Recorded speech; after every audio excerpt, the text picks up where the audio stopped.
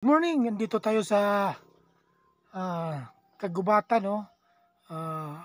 Kukuha tayo ng yung round timber na kahoy para gawin natin tangkal ng manok. Sa Bisaya, tangkal ng manok. Ito. Pero bakilid yung parang yan. May slide ka dito pag dumaan ka. Ang ganda ng lugar na ito. Hanapin natin ng round timber.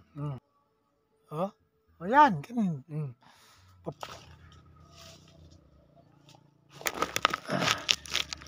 Zoom na din.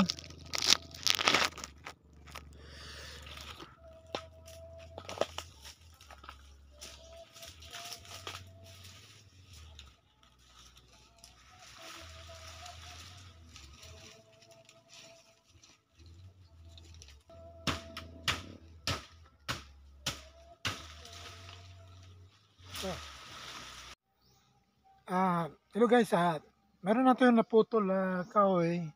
Ito, round timber. Madlang sa daan. Kaya pwede ka nang dumaan. Kasi pinutol natin yung mga nakaharang, parang di tayo magkaakyat. Gagawa naman tayo ng daan. Kailangan mo putulin mo na yung mga maliit. Kaya yung pinutol natin na maliit, kahoy ito na hindi masyadong lumalaki.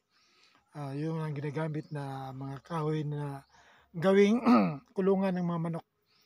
Saka bawal dito ang pumutol lang mga kahoy na kilala ng mga gobyerno na kahoy tulad ng Nara.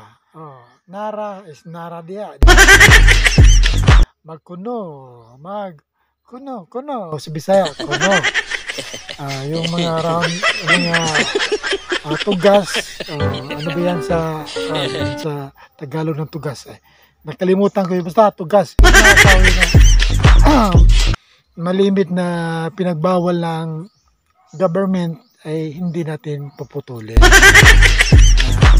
Bawal dito pumutol ng mga kahoy na malaki. Wow!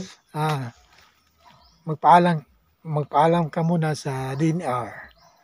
Sila ang may-ari dito, di ba? Ito. Maganda dito mag-adventure. Kailangan mo talaga yung baon, paakyat Climb to mountain, paakyat.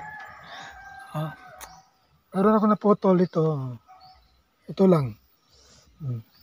Pinutol ko na yan, Diba? Ayos.